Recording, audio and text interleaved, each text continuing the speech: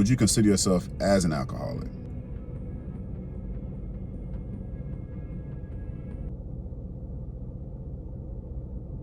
Reviewing clean eats in West Palm Beach, Florida, but I'm not doing it alone. I have a guest. Good, you already know. Let's do this. The Problem, Twin, the Can Man. Some of y'all may know him as a rapper, but he's also a boxer too, with 35 wins and 24 knockouts, and the youngest to win 4 titles in 4 different divisions. Ladies and gentlemen, I present to you Adrien Broner. Anybody can get it. Africans, I just beat the out of a Mexican. I ain't gonna lie, I'm getting cooked. What's up with it? What's poppin'? You ever ate that Clean Eats? Nah, I ain't never ate it. Ain't never heard of it a day in my life. I know you say you wanted to eat whatever, but you know, I care about your boxing career, so we got something healthy going on here. Yeah, it's basically salmon, shrimp, broccoli, onions, and all that stuff. It's alright. It's definitely alright. It definitely ain't worth the damn price. I think I paid like $33 for this. What? It's crazy because this is the large bowl. What you like about it? Well, I just like the healthiness of it. I ain't taste this yet. It's giving mumbo sauce from DC. What did you change about it? What I change about this is I throw hot sauce on it. That's what's up. I feel like they seasoned one side of my salmon and just said me on the other side. You know what I'm saying? But it's alright. What'd you rate it? Honestly, if I was deep in training camp, I'd give it a 10. Oh my God. But 10? now, no, that's because we don't be allowed to eat as much. But right now, I give it like a 6. I'm gonna give it like a 5.5. Growing up on the west side of Cincinnati, Ohio, what you know about Scully and Knox Street? That's where I grew up at. You grew up with your 4 siblings, right? Your twin, your 2 older brothers, and your older sister. Were you and your twin the only ones that were boxing? My big brother OB, he boxed too. You ever go to college? 16. Yeah, the Northern University of Kentucky, right? Yeah, went out there, man. I never knew that no one woke you up to attend school, so. Bruh. Well, what made you go to school? Boxing. Boxing made you go to college? Yeah, had a full ride scholarship. What'd you want to major in? I don't know, I was just there for boxing. Boxing and women or just boxing? Just boxing and women. So what caused you to drop out? I got kicked out. I kind of didn't get kicked out, but I got kicked out to a certain extent. They was just like, you just got to mature a little bit and then come back. So where did rapping come from? I've been rapping all my life as well. I've been boxing the same amount of time. My boxing just overshadowed my rap. But, you know, people still respect me as an artist, though. Oh yeah, for sure. You got some pretty good albums. You got Wanted, which released back in 2017. And you also have Still Justin the Fame, which features rappers like Rick Ross, Meek Mill, Rich Homie Quan, Boosie, Young Thug. 42 Doug. 42 Doug was on there too. Was the feeling of releasing your first album the same or different from when you won your first title in 2011? Nothing would feel like one of my first titles. So it was a different experience. Hell yeah. You know, that was always my dream. Become a world champion. And then once I became a world champion, I cried like a baby, man. Every world title I won, I cried like a baby. Who's the most underrated artist in your album right now? On the one that I'm working on now? Nah, Still Justin the Fame. I'll say the most underrated artist on that album was probably Yellow Beezy. So I think the most underrated would probably be you. I like Horses. Hope Horses was dope as hell. So before we get into your boxing career, we got to talk about this Terence Crawford and Errol Spence fight because you look pissed. Overall, the victory of Crawford over Spence. Did you expect it to go that way, Adrien? How much money you lose? I don't know what to say. Oh, can I guess? Was it in the tens of thousands? Probably a little more. Yeah, that's why you look mad then. Because you look pissed. Errol Spence came to fight, no doubt. It seemed like Terence Crawford came for just flat out war. Just watching the fight when the rounds ended and they were in their corners, it didn't look like Terence Crawford was breathing at all. It didn't look like he was sweating, mouth was closed, and he was just composed and locked in. Keep the gas, keep that motherfucker pumping. Switch speed. As opposed to Errol Spence, he was gassed the whole time. Around him. You looking at him, that's why he hitting you. You waiting on him. And then on top of that, he walked out with Eminem. Off of that alone, I felt like he was destined to win, you feel what I'm saying? Yeah, that was crazy. But you've had your fair share of walkouts too. Rick Ross, Kodak Black, Kendrick Lamar, Waka Flocka, Young Thug, Migos. How important is the ring entrance before a fight? For certain situations, it's important, you know, because it's entertainment. It brings more to our sport. But you know, for the most part, man, it's about going there and getting the job done. You even walked yourself out at one time. Hell yeah. Rapping on his way to the ring. That shit was dope as hell. Which was your favorite ring entrance? Probably when I walked out with Rich Homie and Young Thug. That was my favorite too. That's when he was about to fight Emmanuel, right? Emmanuel Taylor? Yeah, and it was the height of the song. It was on the song. Lifestyle. Yeah, for sure. It was a crazy night. So I said before, you got 35 wins and 24 knockouts. Which knockout out of the 24 was your favorite? I would have to say when I fought DeMarco Antonio. I would have thought it would have been Emmanuel Taylor because it looked a little personal. Beat that beat off your face, boy. Hey, wait. Yeah, it was that DeMarco Antonio. That was just different.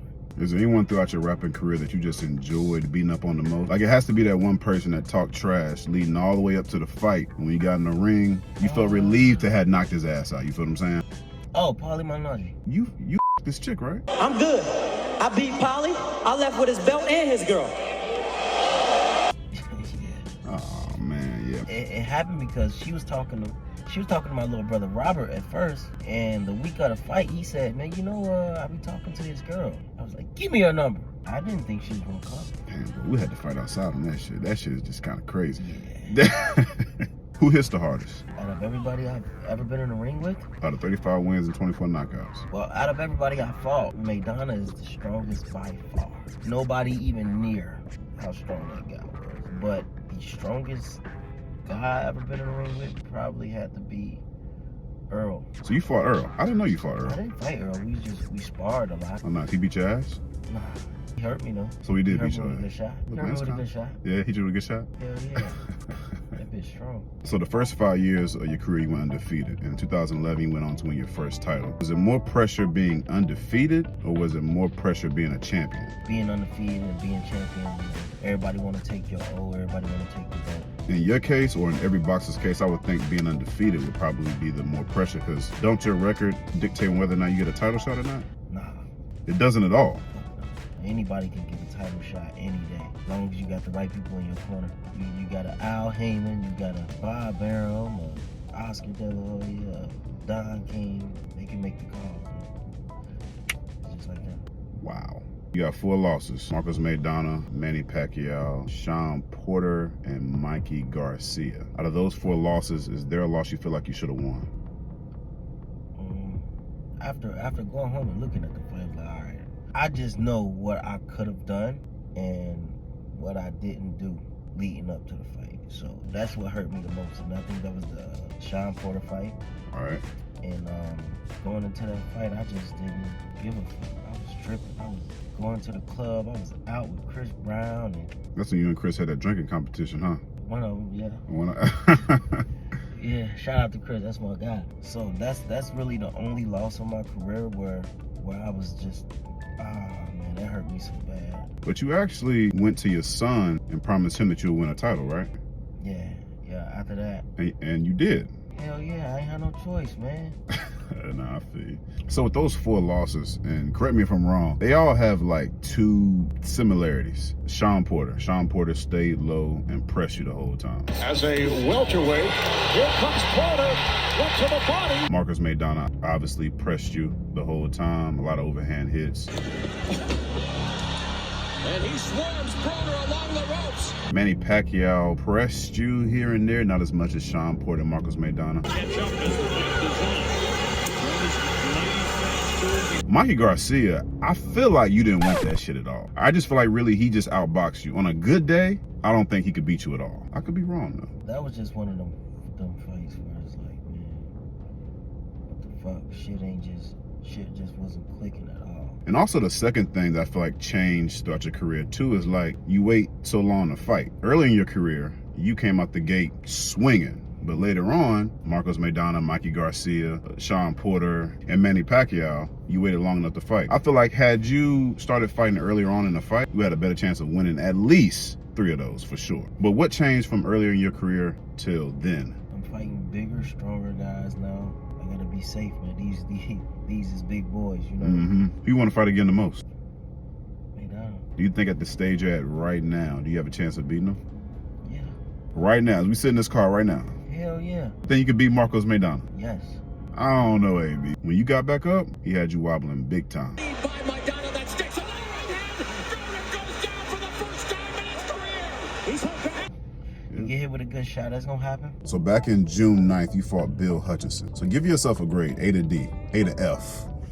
Honestly, I haven't even watched it, but everybody said I looked good. You ain't watched it? You watched any of your fights? You did something I ain't seen in a long time. You dominated from start to finish. It kind of reminded me of when you fought Litzau, probably back in 2011. Now reaches out, good uppercut, Litzau's down, and it's over in round one. Billy was tough though. Yeah, well, you made it look really easy. Put these 4 fighters in order. Gervonta Davis, Devin Haney, Shakur Stevenson, Regis. I hate to sound biased, but Tank number 1. No, I gotta be honest. I can't be biased. I'm not gonna be biased. Devin's number 1. Tank, Shakur, Regis. Wow. Regis last. Regis is tough as That tough shit get your head split open. He wants to fight you though. I wanna fight him too. I think he about to fight Devin though, but Let me tell you something about Regis. He don't give a damn about defense. He just want to beat your ass. That's it. Amazing fighter. Yeah, he can fight his But ass off. damn. I root for him every time he fight. I don't dislike the guy. It's just I want to fight him. So Devin Haney for sure over Tank. I'm gonna ask you that again. Devin Haney over Tank. I only say that because he's undisputed. You can't deny him not being number 1. For sure, for sure. Undisputed champion right now at 135 pounds. I'm gonna go Tank, Haney. I'm just saying, at what he's done in the sport and shit, right now he's number 1. But if they fight, of course Tank gonna watch. I got Tank washing him. So you got Tank actually beating him if they do, well, when they fight. Yeah, I got Tank washing him. So explain to me, what does wash mean? Get him out of here. Quick? Man, get him out of here. Tell you, ugly too. I don't know. All right, I'm gonna go Tank. I'm gonna do Devin. I'm gonna do Regis and Shakur Stevenson, bro. You drunk. Damn, I might be. You drunk. I might You said be. Shakur last? You drunk. You tripping, bro. So Tank, Haney, Shakur. You gotta Shakur? put Devin first, bro. So you put your money on Devin if he fought Tank. No, but I'm saying, as of right now, You're going from a textbook standpoint. Yeah. I can respect that. you gotta put him 1. He's undisputed champ, bro. Undisputed. He got all the belts, bro. He number 1 right now. Cool. But when it come to that guy though, it's Tank.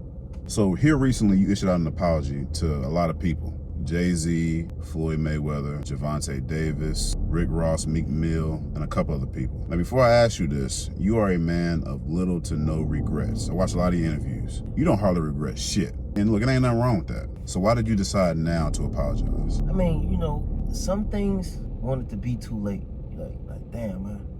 Cause you know, some motherfuckers can have bad energy or whatever, but all of that shit can get fixed with a simple conversation. That's just the way I was feeling that day, and that shit was just on my mind. You turned down the deal with Jay-Z, $40 million over 5 years. Can you please explain to me and everyone that's watching right now, why in the hell did that happen? Okay, the maximum of the contract could have been $40 million. Now, if he said, okay, you sign me and you just get a guaranteed 40, I'm signing. But that wasn't the case. It was stipulations. You had to do this to get this. You had to do this to get this. Or if you own this, you get this. Like, nah, fuck all that. I did a little math. Feel free to butt in and tell me if I'm wrong or not. You declined that 8 years ago. In the past 8 years, you fought about 10 times, I think. 10 times in 8 years. Now, online, it says you made about 10.5 million.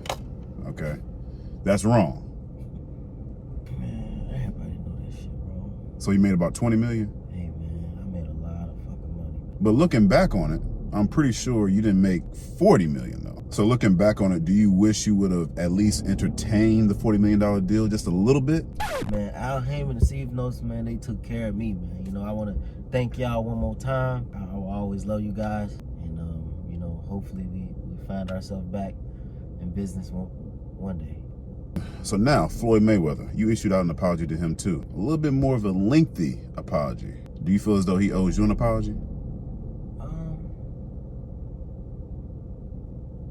don't think so. He'll always be my big brother, man. For sure. I don't be tripping on that shit. Would you fight Floyd? Hell yeah.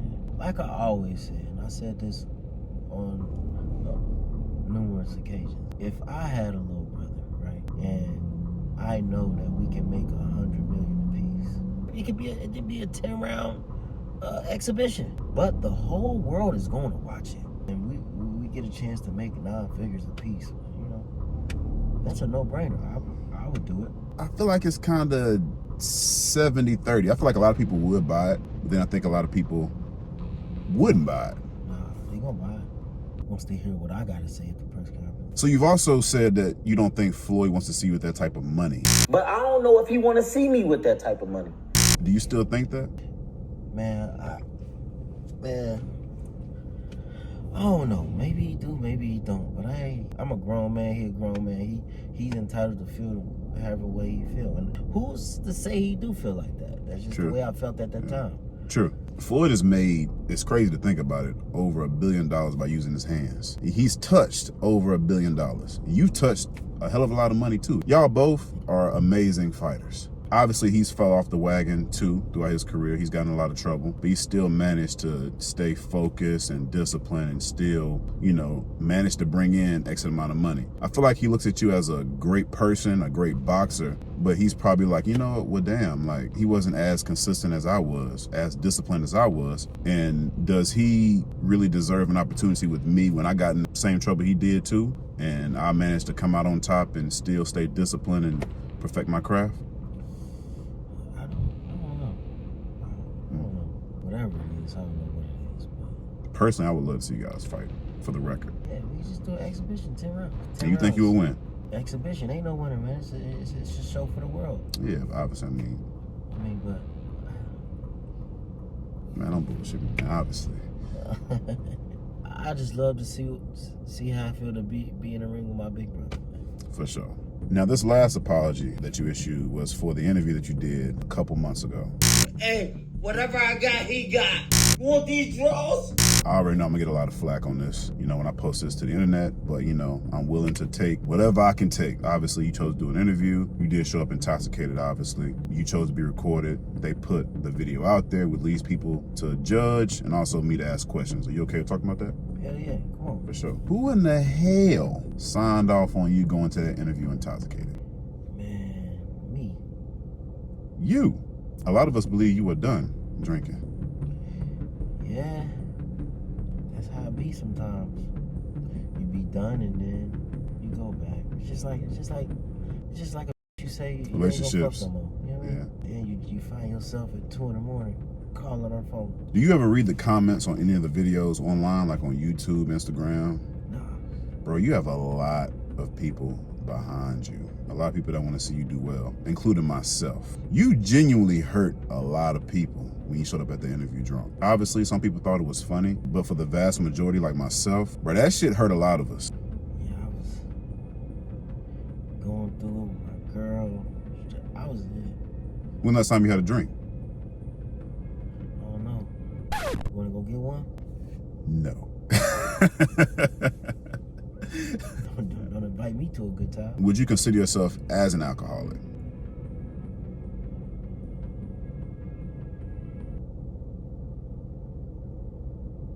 No. When I do drink, I drink to get drunk. I don't know how to just, drink a little bit. I think it's just a boxer thing. It's either we either gonna go all the way, just go through with it, or we're just not gonna do it. And for me, like if I'm not drinking, I just won't drink for 3, 4, 5 months, 6 months. But if I do drink, I'm gonna get drunk. So you're able to turn it on and turn it off? Yeah. I really hope you get it together. It seems like you got it together now, and I really hope you really show us what you got in the upcoming months. Just know that we tired, bruh. Like, we tired of defending you and you proving us wrong, man. Wrong one built in a day. Yeah. Wrong one built in a day, man. Adrien Broner, I appreciate you for coming out and giving me your time to be in this car and give me this interview. What did you dislike about this interview? And be honest. Your hair. What about my hair? I got the view. I ain't gonna even show that on camera, but I do got like a bald spot right here, y'all. It's hereditary. Me and my father got the same spot.